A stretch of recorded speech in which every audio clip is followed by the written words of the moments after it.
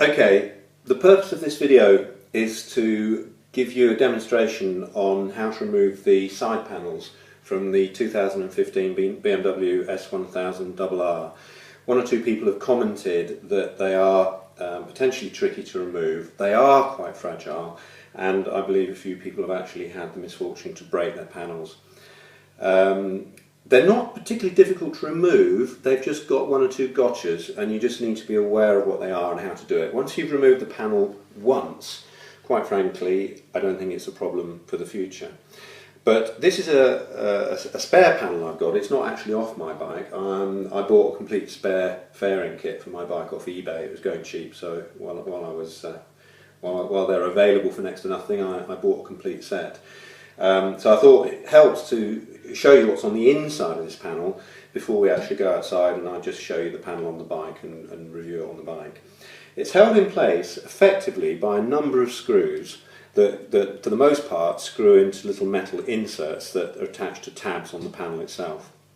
So you've got 1, 2, 3, 4, 5, 6.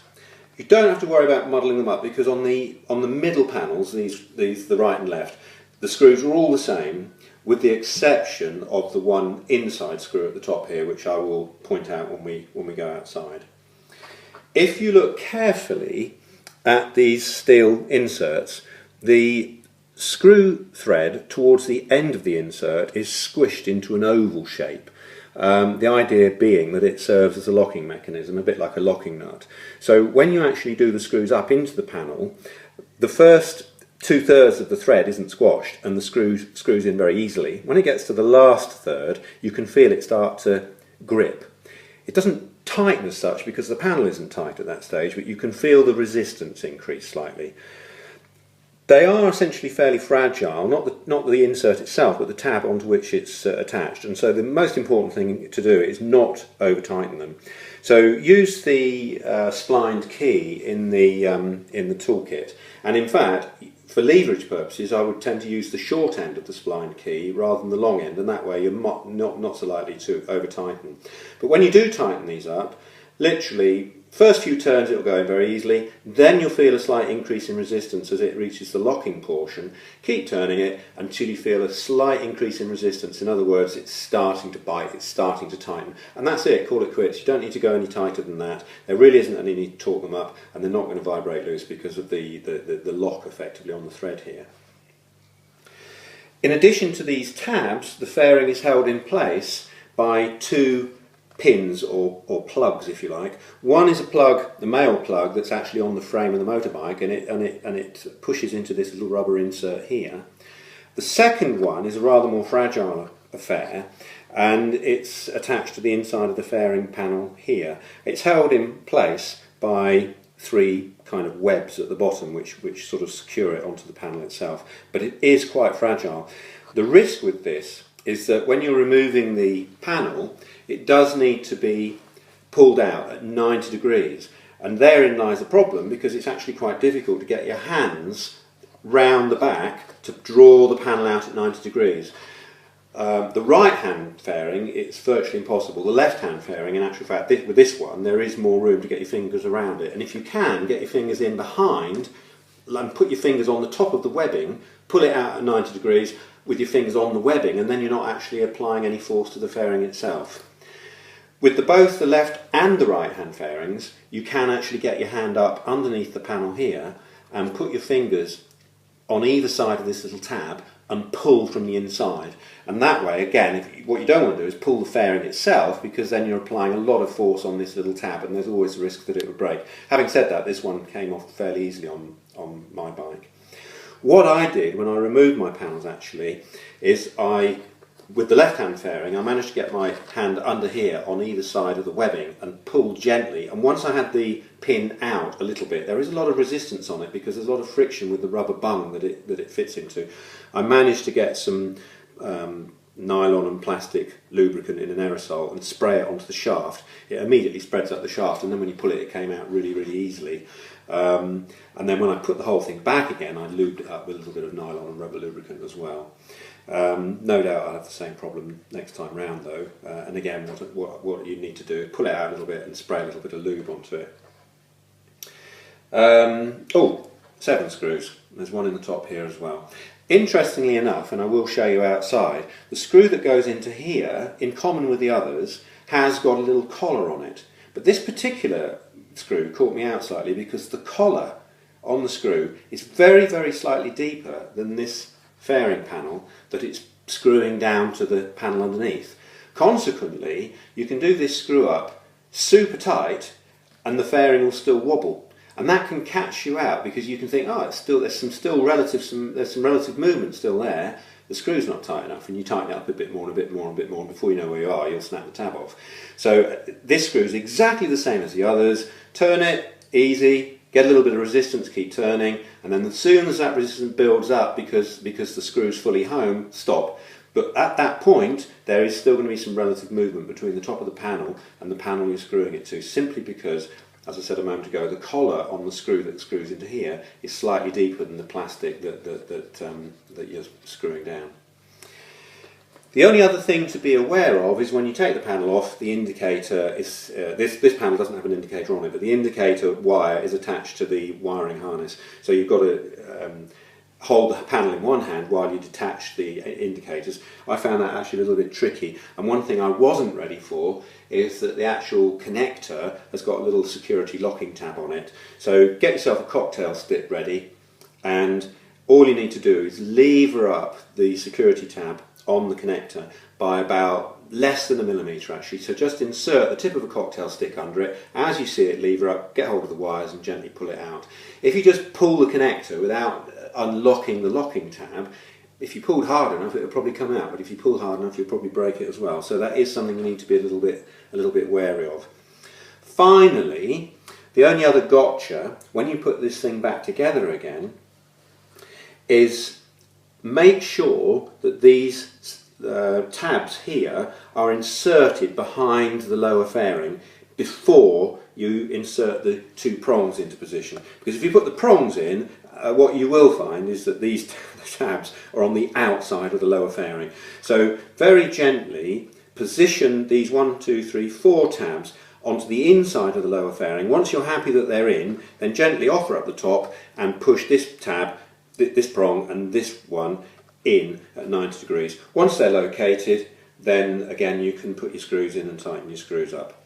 We'll nip outside and just have a quick look at the bike, and I'll point out the same issues on the bike itself. My new Beamer, which I'm happy with, not yet running, haven't done my 600 miles, and currently you can see if you look at the back tyre, my chicken strips, I'm embarrassed to say, are wider than Kim Kardashian's buttocks, but there you go, I'm 55, I've got an excuse. Okay, so this is the same fairing, the left-hand fairing, on my bike. So again, the screws to undo, 1, 2, 3, 4, 5, and then they're all the same, remember, and then the one on the upper inside edge here is a different length of screw, so that's the only one you need to keep separate. Undo the screws. Then the issue you've got to remember is you need to find where those 2 locating prongs are.